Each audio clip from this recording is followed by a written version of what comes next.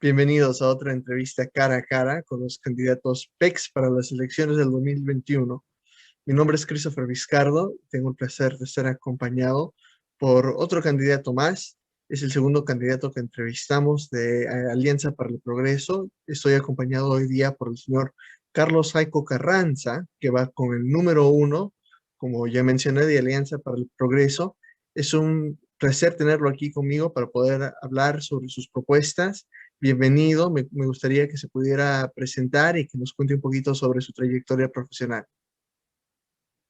Cris, muchas gracias por la invitación y aquí estamos, pues, en esta gran lid electoral, la cual por primera vez va a permitir a todos nuestros compatriotas en el extranjero de elegir a dos congresistas, pues, de la República.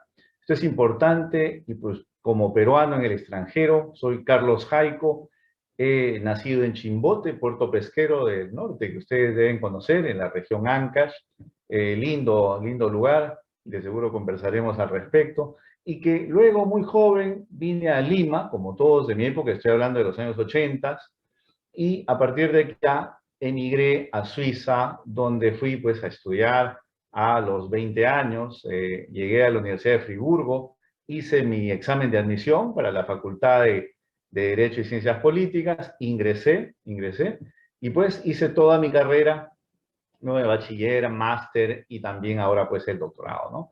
Entonces, es una carrera profesional bastante completa. He vivido allá 25 años en Suiza, no tengo ni una sola multa de nada, no me conocen en ningún tipo de comisaría, y aquí también en el Perú tengo un expediente judicial virgen, y creo que es lo mejor que podemos darle nosotros a nuestros compatriotas, pues, electores en este 11 de abril que se avecina. Claro que sí, es un placer estar con otro en Cachino. Yo soy de Huaraz, usted nació en Excelente. Chimbote, así que estamos ahí, bueno, Correcto. con compatriotas y también obviamente de la misma región, ¿no? Eh, la pregunta con la que casi siempre comienzo es sobre los acontecimientos que ocurrieron en noviembre del año pasado, ¿no? Especialmente para los que son de mi generación, fue un momento muy importante, las marchas que se Sí. dieron con consecuencia de la vacancia de Vizcarra y que Manuel Merino haya ascendido al poder. ¿Usted desde donde estuvo apoyó las marchas y cuál es su opinión después de tantos meses? ¿Cuál es su opinión sobre los eventos que ocurrieron en ese entonces? Como bien indicas, Chris, fue un momento bastante difícil para nosotros, demócratas, ver cómo la institucionalidad estaba cayendo en lo mismo, en las mismas situaciones de antes de corrupción. Lo del señor Vizcarra, ya en el primer periodo de vacancia, que precisamente se rechazó, porque todavía no habían elementos suficientes de convicción, pues tuvimos que decir no. Pero en la segunda vez ya teníamos más elementos de convicción y saber si procedía una vacancia. El tiempo nos ha dado la razón. Yo en un momento también he salido a marchar y aquí hemos trabajado por la democracia porque evidentemente no se podía permitir que alguien con ese nivel pues escaso de principios y valores, que ya lo hemos comprobado con el vacuna gate, siga en el poder. Ahora, un problema sí hubo, y esto sí, debo decirlo, ahí Acción Popular, pues, como su nombre lo indica, accionó para que el señor Merino llegara a la presidencia de la República en una manera bastante nefasta, bastante mala, conociendo pues que el señor Merino no es ninguna lumbrera y mucho menos alguien que tenga pues un porte de estadista y que nos pueda llevar por lo menos en lo que queda de este quinquenio pues a algo favorable para todos los peruanos. Ahí las marchas se justificaron, yo mismo he estado en las marchas pues haciendo valer la voz del pueblo, la voz de la juventud y sobre todo de personas como yo, quienes queremos un país estable, institucionalmente hablando. Y eso es lo que hemos dicho siempre. Y ahora, con respecto al señor Vizcarra, pues la historia nos ha dado la razón. Ha cometido una traición a la patria, una gran traición a la patria, con eso de vacunarse el primero y sus allegados, para luego dejar, pues, o sea, en la total miseria e intemperie a médicos. Tenemos 300 médicos que han muerto de COVID, que han estado en la primera línea de defensa y que han estado esperando esa vacuna. Es prácticamente lo que sucedió con Bolognesi en el Morro de Arica. Bolognesi siempre esperó los refuerzos que llegaran a ayudarlo, a apoyarlo en esa gesta, pero nadie llegó, nadie le mandó refuerzos. Lo mismo es ahora. Nuestros médicos han estado esperando durante muchos meses esa vacuna, pero esa vacuna nunca llegó, porque se la pusieron ellos primero. Y eso es totalmente traición a la patria y este señor merece ser inhabilitado. Es más, desde aquí le digo claramente, debería renunciar a esa candidatura al Congreso que de verdad ofende la inteligencia del pueblo peruano. Estoy muy de acuerdo con usted. De alguna forma el tiempo nos ha dado la razón de que, bueno, desafortunadamente Martín Vizcarra no era la persona que tal vez nosotros pensábamos que era, pero así como Popular accionó, Alianza para el Progreso se alió a lo que fue la vacancia en ese momento. Y hay dos cosas tal vez un poquito jurídicas. Primero, usted que es abogado, yo soy estudiante de Derecho y más o menos entiendo un poco del tema. ¿Usted no vio ninguna violación del debido proceso de que la vacancia sea tan rápida? Y bueno, por lo menos en un proceso judicial, usualmente toma más tiempo poder comprobar que una persona no es inocente, ¿verdad? Claro. Ahora, lo que pasa, Cris, y es algo que sí debemos conversar en detalle, es interesante tu pregunta, porque tiene dos aspectos. Uno, el aspecto judicial y otro, el aspecto político. En el aspecto político, tú sabes que tenemos el artículo 113 de la Constitución. Y el artículo 113 permite la vacancia por incapacidad moral permanente. Entonces, esta es una noción jurídica indeterminada para los juristas, es precisamente donde se puede pues, poner todo este tipo de actitudes nefastas, nocivas, corrupción, que no pueden ser juzgadas de otra manera y que merecen una acción concreta de la parte del Congreso. Evidentemente, hay momentos en que se hace de manera justificada, como creo yo fue el año pasado, pero también hay maneras injustificadas, como se hizo anteriormente cuando pues, los fujimoristas eran una mayoría aplastante en el Congreso de la República. Yo creo que eso precisamente merecería, ahora que tenemos este nuevo Congreso con la bicameralidad, plantearse la pregunta de modificar este artículo 103. Porque esto tiene historia, Cris. Mira, nosotros en el 93 tuvimos esta constitución, que de verdad de constitución no tiene mucho, y que se hizo únicamente para, pues, darle cierto baño de pureza a un régimen autoritario, mafioso y corrupto, que terminó en 2001 con, y al final, con más de 200 funcionarios, entre civiles y militares, en la cárcel, y condenados incluso a su jefe y líder como con crímenes de lesa humanidad. Entonces, tenemos que ver que esta constitución evidentemente ha sido hecha con otra finalidad, con otra visión. ¿Con cuál fue? La de manipular al poder legislativo. Por eso es que de dos cámaras que teníamos, de Cámara de Senadores y Cámara de Diputados, se hicieron nada más una Cámara de 130. Teníamos 240 congresistas, ahora tenemos 130, 120 hasta el 2010. Pero verás, ese es el problema que hemos tenido en nuestro país. Esta constitución es totalmente vacilante, es un juego de poderes irresistible entre pues, el ejecutivo, el legislativo, que al final a nosotros nos da inestabilidad institucional. Y eso debemos cambiarlo. Hemos empezado ese trabajo ahora con la bicameralidad y yo espero que sea pues una de nuestras banderas para este quinquenio. En todo caso, va a ser una de las principales leyes que voy a impulsar sobre la bicameralidad en este nuevo Congreso. Déjeme hacerle una pregunta más sobre este tema y después me gustaría poder escuchar sus propuestas. Primero que todo, el señor César Acuña, de alguna forma, muchas veces prometió varias cosas dentro del Congreso, ¿verdad? En un momento que se abstendrían de la vacancia, en otro momento que votarían en contra y al final la bancada parece que se le volteó. Ese fue un voto, o sea, no se ve mucha disciplina dentro del mismo partido. ¿Cómo usted Bien, podría explicar la decisión que tomaron los congresistas en ese momento? por una razón muy simple, Cris, y es un principio básico de la representación congresal. Los congresistas de la República no obedecen a ningún tipo de consigna político-partidaria.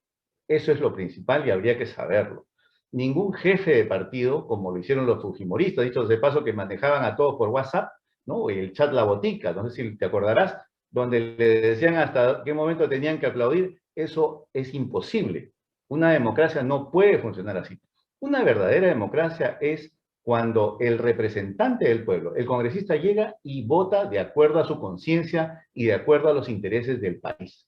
Él no puede estar obedeciendo a lo que el jefe del partido dice, y en este caso totalmente justificable. El señor Acuña tuvo una posición, precisamente, pues, pero el Congreso tuvo otra. Perfecto, pero eso obedece precisamente a las reglas constitucionales. Y eso me parece que ha sido lo más apropiado y no hay que ver aquí una contradicción, porque esto tampoco se trata, pues, de un partido así vertical. Aquí el congresista de la República tiene amplia libertad para votar según su conciencia y según los intereses de la patria. Eso sería precisamente el principio que habría que recordar siempre, mi estimado Cris. Entiendo. Me gustaría darle un momento para que nos pudiera comentar cuáles son sus propuestas si usted llegara al Congreso, cuáles son las cosas que usted impulsaría a favor de los peruanos en el extranjero. Mira, Cris, excelente, porque hay muchas propuestas, pero voy a tomar algunas que tienen que ver e inciden mucho con la vida y el bienestar de nuestros compatriotas. Una primera es lo que llamamos el doble fondo de pensión. ¿Qué significa?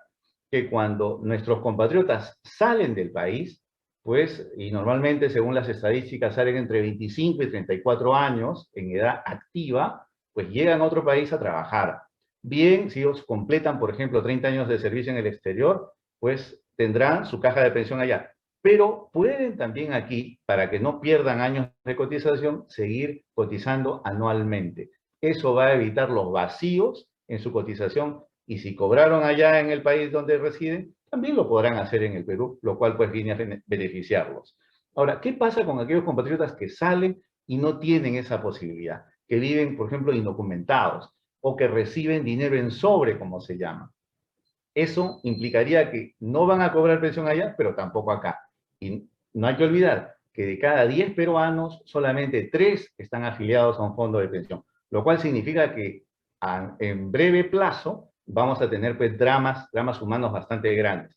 Eso hay que mejorarlo y eso hay que arreglarlo. ¿A través de qué? A través de lo que nosotros llamamos el doble fondo de pensión, de que cada peruano al salir pague una anualidad para que así no pierda ningún año de cotización y pueda tener completamente pues estos años y tener un retiro digno. Eso es lo primero que planteamos para todos nuestros compatriotas. Un segundo Permítame, punto, permítame preguntarle adelante. sobre eso. ¿Esto sería como un tipo de AFP entonces o sería un servicio público más como la ONP? Precisamente hasta ahora tenemos ambos sistemas. El emigrante peruano tiene la posibilidad sea de cotizar a la ONP, sea de cotizar a la AFP, dependiendo de su capacidad de aportar. Eso es importante verlo también. Y tiene toda amplia voluntad y sobre todo libertad para poder aportar. Entonces, esa posibilidad hay que dársela. Hasta ahora no hay. ¿Y sabes cuál ha sido el freno? Porque siempre hemos tratado de hacer tratados bilaterales. Siempre hemos querido hacer esos tratados bilaterales que nunca se han llegado a lograr. Yo te lo digo porque con España, por ejemplo, con Italia, hemos trabajado bastante. Al final se logró, pero con mucho esfuerzo. Mucho esfuerzo. Mientras que aquí ya no tenemos que negociar con nadie. Es simplemente una cuestión gubernamental que se puede implementar de manera bastante fácil. Entiendo. Entonces el migrante tendría la opción de inscribirse a uno o al otro, nada más le estamos dando la posibilidad de que tenga acceso al sistema peruano como un Exacto. respaldo cuando en el país en el que se encuentran pues no puede acceder a ese mismo sistema.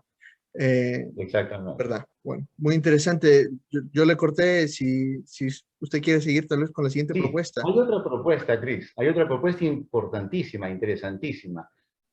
Tenemos que hacer del peruano en el extranjero sujeto de crédito en el Perú para que así pueda acceder a la vivienda propia. Esa es una de las primeras condiciones. ¿Por qué? Porque cuando él va a venir acá al Perú y va a querer tener precisamente ese acceso a la vivienda o querer comprar una casa, no lo va a poder hacer porque precisamente no es sujeto de crédito. Le van a pedir su récord financiero y como él no trabaja acá, y no tiene sus cuentas bancarias acá, pues evidentemente no va a ser sujeto de crédito. Yo por eso digo que es necesario que el Estado garantice esa compra. Y ustedes saben que el Estado no pierde en esto. Es más, es simplemente un facilitador, lo cual haría que muchos compatriotas, miles de compatriotas, puedan aquí con sus ahorros comprar su casa propia y tener pues un retiro digno en nuestro país. Claro que sí, déjeme preguntarle sobre esta propuesta. En Estados Unidos el gobierno garantiza, o bueno, el gobierno mismo presta dinero para estudios, ¿verdad? Lo que le dicen los student loans. Ah, y más o menos se calcula que el 8% de todos los préstamos terminan siendo impagos, o sea, de que la persona se declara en bancarrota y nunca logra pagar ese dinero. Así es, Entonces, exacto. al Estado peruano ser garante de un crédito para un peruano al extranjero que quiere comprar una casa en Perú, como lo estábamos comentando, está poniendo de alguna forma su buena reputación y su crédito en la mesa, ¿no? Y también tenemos que considerar de que desafortunadamente por razones de la vida puede que muchos de esos créditos o un porcentaje terminen Claro, impagos. claro. ¿Usted ha Hay considerado dos eso? situaciones. Exacto, exacto. Cris, mira, el Estado, como te digo, nunca pierde. ¿Por qué? Porque para la compra de una vivienda, quien quiera hacerlo, tiene que ya dar la inicial de 30%. El Estado no pone dinero en eso. El Estado no paga nada. Simplemente facilita las cosas. Y al final, ¿la garantía qué es? La garantía es el inmueble. La garantía es la casa, es la vivienda. Entonces, eso es lo que va a respaldar en sí digamos, este crédito hipotecario. Pero el Estado simplemente es un facilitador, algo que se debería hacer en otros aspectos, por ejemplo. Pero verán, esto es importante de motivar así a que nuestros compatriotas, que no se pueden comprar casas allá, yo veo difícilmente que alguien se compre una casa en la Riviera del Cantón de Lausanne, por ejemplo, por 3 millones de dólares. Yo lo veo bastante difícil. Es preferible que se compre acá un departamento por 200.000 o 300.000 dólares y que lo pueda pagar, que eso sí va a ser factible, teniendo evidentemente siempre como garante al Estado. Pero, como te digo, no se trata aquí que el Estado pague algo, dé algo, preste algo. Es simplemente un facilitador en esta operación financiera. Claro. ¿Qué otra propuesta tiene usted para los peruanos en el extranjero? Algo que te va a interesar mucho, estimado Cris, porque yo imagino que en algún momento tú querrás regresar al Perú, estás estudiando Derecho y tus diplomas vas a querer que sean reconocidos aquí. Pues ya te deseo lo mejor y sobre todo te deseo mucha voluntad. ¿Por qué? Porque aquí SUNEDU no lo va a reconocer tan fácilmente. SUNEDU lo que va a hacer con tus diplomas cuando vengas acá, te va a decir, mira, a ver, ya está, bueno, estos son los cursos, yo te los reconozco, ¿ya? Ya está. Primer paso reconocido, pero ahora tienes que ir a una universidad para que te lo revalide. O sea, quiere decir que al final no te ha reconocido nada. Ya has pagado 600 soles para nada. O sea, no te ha servido de nada, porque ¿qué haces tú? Y dices, bueno, SUNEDU me ha reconocido, pero pide todavía que me vaya a una universidad para que me reconozca como tal. Ese es el gran problema de profesionales que vienen del extranjero acá al Perú y que son tratados de verdad de una manera bastante dura, ¿eh? Bastante dura porque no se les reconoce inmediatamente sus títulos. Y ojo, tú vienes con un título y aquí te reconocen que un grado. Eso también es algo que es incomprensible. O sea, el título donde vayas es un título, pero acá te reconocen grados. Imagínate tú. Entonces, hay todavía un trabajo por hacer. SUNEDU viene haciendo un trabajo muy importante con la calidad en las universidades, perfecto, pero a nivel de lo que es reconocimiento y revalidación de títulos, de verdad que todavía le falta mucho por avanzar, porque está dejando a grandes profesionales fuera del circuito económico peruano. Los está dejando fuera totalmente, les hace perder tiempo, los desanima y ¿qué hacen? Se quedan donde están, no vienen aquí. Y verás tú que tampoco Cancillería y Relaciones Exteriores se interesa en eso. Intenta, por ejemplo, porque es un procedimiento que vas a hacer, cuando vengas acá, te van a decir la ley de retorno. Sí, llama al teléfono que tienen ahí para que veas que te conteste un señor con una voz medio dormida y que te va a leer todo lo que tiene en la computadora diciéndote, ¿sabe qué? Tiene que ir a SUNEDU a hacer esto, pero eso lo puedo ver también en internet. No necesito que haya una persona que se le pague ahí para que me diga esto. Y si tú le dices, ¿tiene usted las estadísticas de los profesionales peruanos que han venido a convalidar acá? No la tienen. y no tienen absolutamente nada. Entonces, es un trabajo que de verdad deplorable, lamentable y que nos está haciendo retroceder como país. Porque jóvenes como tú, talentos como tú, o sea, y en el mundo tenemos miles que podrían aportar esa transferencia de tecnología para el desarrollo de nuestro país, no están viniendo y esa es una de las primeras barreras. Otros países no lo hacen. Yo te digo, México, por ejemplo, es un país que donde llegas y si quieres trabajar ahí, lo primero que haces es ir a la Secretaría de Educación y ellos se encargan de todo. Te piden toda la documentación, convalidan y revalidan y te dan tu cédula profesional. Se acabó. Listo, adelante a trabajar, a enseñar, a hacer crecer la economía. Pero nosotros aquí nos damos el lujo, de verdad, de espantar a nuestros mejores profesionales y precisamente esa será una de las principales acciones que haré en el Congreso de la República a partir de este 28 de julio. Hay muchos tratados internacionales que se tratan sobre la homologación de títulos, ¿verdad? Entre un país y otro, que es lo que en estos momentos usa SUNEDO. Ah, Exacto. a mí me suena que eso es un tema un poquito más del ejecutivo que del legislativo. Así es. Y una cosita más es que, bueno, usted aprendió ley suiza, yo estoy aprendiendo ley, el derecho americano, y vamos a ser honestos, por más que yo quiera, pues me costaría irme a Perú y decir, bueno, voy a agarrar y voy a conseguir un par de clientes y voy a comenzar a ejercer. Como yo entiendo que debemos nosotros encontrar la forma de hacerlo, pero ¿cómo podemos garantizar de que, no es, que esta homologación de títulos y grados sea eficiente y sea beneficiosa, que no sea De de una acuerdo. universidad Bamba, que ya pues sí existen afuera? Evidentemente, pero tú sabes que para eso existe la apostilla de la Haya. Y la apostilla de la Haya, evidentemente, no se le da pues a una universidad patito. Eso tú ya lo debes saber. Entonces, a partir de ahí, si se desconoce ya la apostilla de la Haya, es porque estamos pues prácticamente yendo contra un convenio internacional. Eso me parece demasiado ya fuerte y aquí lo están haciendo. Entonces, evidentemente, quien venga acá al Perú tiene que venir pues con toda su documentación. Y yo recuerdo que allá en Suiza, cuando fui a la Cancillería precisamente a poner los sellos y todo, la secretaria me decía, ¿para qué país es? Es para el Perú. Ah, ahí le gustan mucho los sellos. Me dice que comenzó a poner 3, 4 sellos más. O sea, como ya, ahí le gustan mucho los sellos. Y ya póngale todo, le digo, para que así no, pero eso ha sido el tema. ¿Ves? Entonces, tenemos una situación que habría que mejorar y nosotros lo podemos hacer desde el Congreso, porque precisamente a partir de ahí podemos pedir explicaciones sobre lo que has estado haciendo en el Perú durante estos últimos años en cuestión de lo que es transferencia de nuestros diplomados al Perú. Porque también, mira, hay un drama atrás.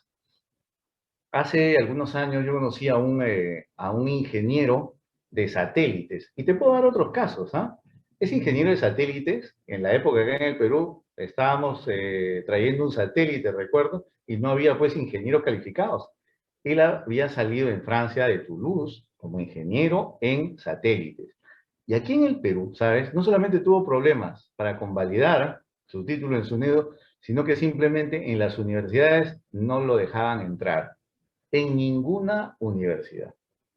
Y estuvo durante meses buscando trabajo, buscando dónde, cuando debería ser al contrario. El Perú debería comportarse como un headhunter, como como un cazatalentos, e ir a buscarlos, ¿no? ¿Quién está haciendo, por ejemplo, energía nuclear? ¿Quién está haciendo algo de satélites? ¿Quién está haciendo, pues, cosas innovadoras, ¿no? Para traerlo al Perú, para que ponga ese conocimiento al servicio de la patria.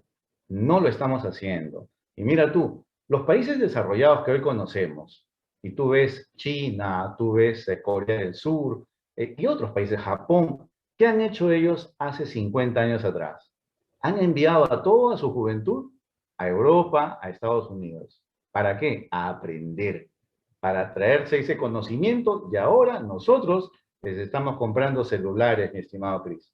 Nosotros, el Perú, que yo te digo, mira, este celular que ven acá, que todos lo podemos tener, todos los materiales que se aplican, que se utilizan para hacer este celular, los tenemos aquí en el Perú. ¿sabes? Los tenemos aquí los tenemos, regados en todo el país. Pero ¿qué pasa? ¿Por qué no hacemos un celular? Porque nos falta pues el conocimiento. Y ese es el gran problema de nuestro país. Y esa es la visión que nosotros tenemos, pues precisamente para iniciar con fuerza este 28 de julio del 2021. Así es, se nos está acabando el tiempo, pero quisiera hacerle un par de preguntas sobre su hoja de vida, a poder aclarar algunos temas. Primero que todo, en su hoja de vida no figuran sus ingresos. Usted mencionó ahí que sus ingresos no figuran porque, bueno, porque el dinero que ganó fue en el extranjero, no necesariamente en Perú. Así es. Pero yo creo que es muy importante que la población de todas maneras sepa, ¿no? Más o menos tenga una idea de cuáles son sus ingresos, ¿no? Para Ujú. transparentar la información, para que sepan, o sea, que un político, cómo fue cuando entró y cómo fue cuando salió, ¿verdad? Y entonces, Mira, sí, dígame. lo que ven en mi hoja de vida y lo que he puesto es algo que es pues la realidad. Y aquí te diré una cosa, desde el año pasado, desde abril del año pasado, yo he sido asesor principal en la Comisión de Constitución y Reglamento. O sea, por primera vez en mi vida estaba en el sector público. Y hay algo importante que uno hace cuando llega al sector público. La Contraloría tiene que ver tu declaración jurada de intereses.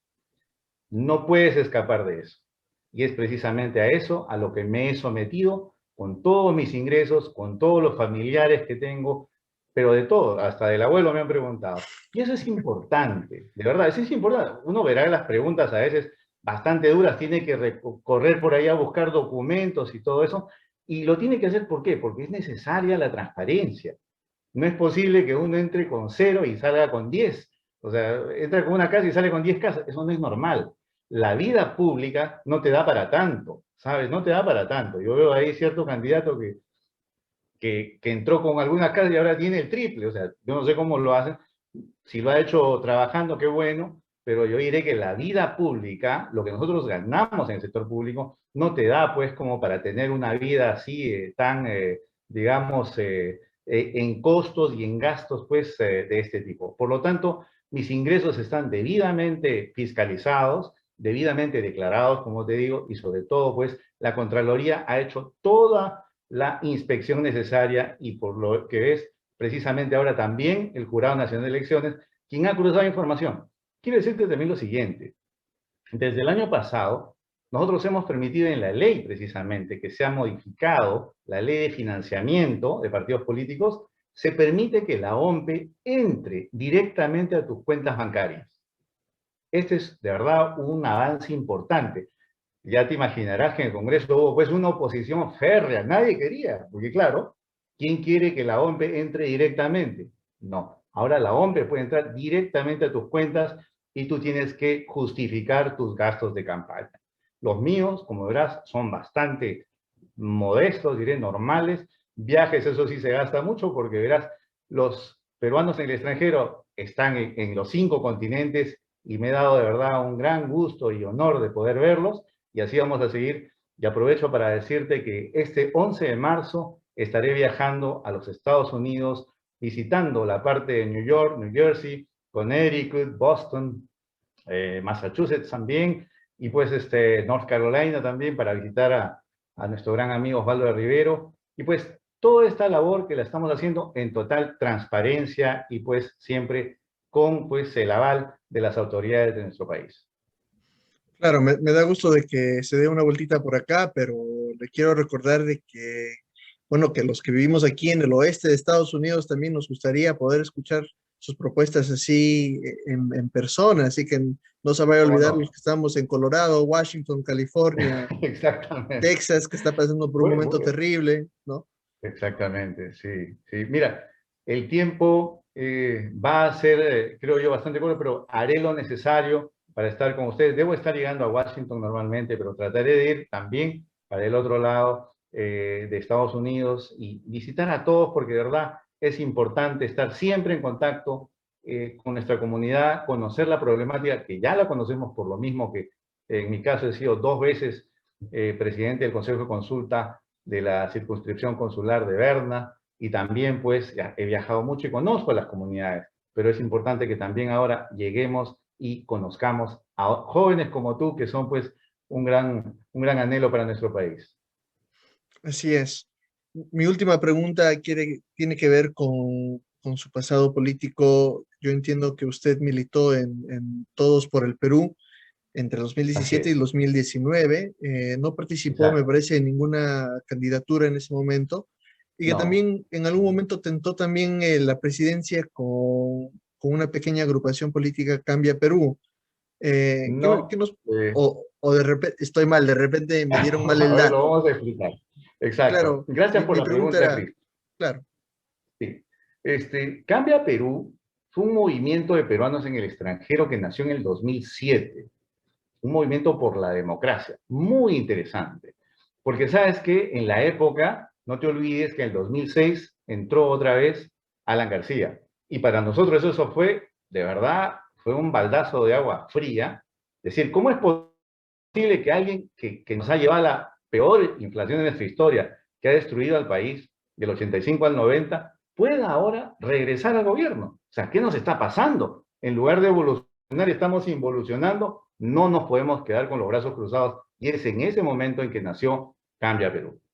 Y Cambia Perú ha sido hecho pues a través de, o sea, en Suiza, hemos empezado en Europa, Estados Unidos, América Latina, y es un movimiento por la democracia bastante grande. Hemos hecho muchas actividades y siempre en nuestra lucha contra la corrupción, y hemos estado trabajando acá en el Perú también, pues precisamente apoyando la institucionalidad y la democracia. Seguro que has visto mis fotos en muchas marchas, y claro, ¿pero por qué? Porque había que trabajar en la democracia. No es necesario estar en un partido político para hacerlo. También podemos hacer este tipo de movimientos por la democracia. Y creo yo que hemos hecho una labor excelente y el movimiento Cambia Perú sigue todavía vigente, sigue trabajando por esos valores que nosotros creemos pues en una democracia fuerte, estable y sobre todo con visión.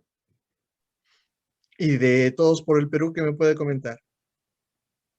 Ah, bueno, mira, Todos por el Perú fue el señor Aureo Segarra, a quien conozco una vez, él, luego que presenté mi libro en el Congreso del Poder del Liderazgo, me dijo, ¿por qué no te inscribes en el partido? ¿Y por qué no trabajamos en el partido? Lo cual me pareció interesante, pues una propuesta interesante, integré el partido, hemos trabajado, sin embargo, pues con el tiempo se vieron severas grietas dentro del partido, que dicho sea de paso ahora, ya no se presenta ni a las elecciones, porque ya se veía una desorganización total, una falta de visión y pues ahí evidentemente era perder el tiempo. Uno tiene toda la voluntad de construir en democracia, pero tampoco pues puede estar en agrupaciones donde no se, o sea, están peleándose todo el día y hay una total pues desorganización.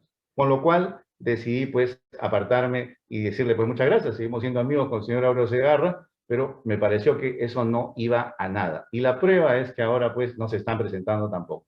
Ahora, con APP, precisamente lo que hemos hecho es precisamente el trabajo en democracia. Ese trabajo político que yo he visto bastante organizado, que tienen en Alianza para el Progreso, y en el cual yo estoy participando también. Y algo que debo decir, y es muy importante para las otras agrupaciones, que felicito esa apertura de espíritu para darle cabida y entrada a profesionales como yo. Eso es importante, porque debemos ya renovar esta clase política y sobre todo traer pues esa nueva visión de país que queremos para nuestra patria. Así es. Bueno, esta ha sido una entrevista con el señor Carlos Jaico Carranza, que es candidato con número 1 de Alianza para el Progreso. Muchísimas gracias por su tiempo. Me gustaría saber si tiene un mensaje de despedida para la comunidad. Estimados compatriotas, quiero decirles que este 11 de abril tenemos un gran reto por la democracia. Vayan este 11 de abril, voten con confianza, con fe y sobre todo con mucho corazón. Tengan esa esperanza de que nuestro país va a salir adelante de todos los problemas, pero lo haremos gracias a nuestra solidaridad, a nuestra unión y sobre todo a nuestra responsabilidad como ciudadanos. Trabajemos en ese sentido y este 11 de abril les invito a marcar la A y escribir el número 1 de Carlos Jaico para el Congreso de la República representando a los peruanos en el extranjero. Muchas gracias, Cris. Gracias a usted. Nos vemos. Hasta luego. Gracias.